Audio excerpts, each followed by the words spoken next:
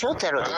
এর মধ্যে শীতকাল, গ্রীষ্মকাল, বর্ষাকাল বাবদ ছুটি থাকে 50 দিন। আর এই 50 দিন যদি বাদ দিয়ে বাকি থাকে 263 দিন।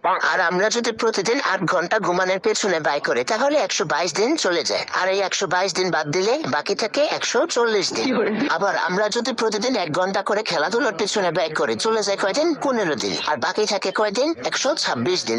আবার আমরা প্রতিদিন যদি 2 ঘন্টা করে খাওয়া দাওয়া এবং গোসলের পিছনে ব্যয় করি তাহলে চলে যায় কতদিন? 30 দিন। আর এই 30 দিন যদি চলে যায় আর বাকি থাকে কয়দিন? 96 দিন।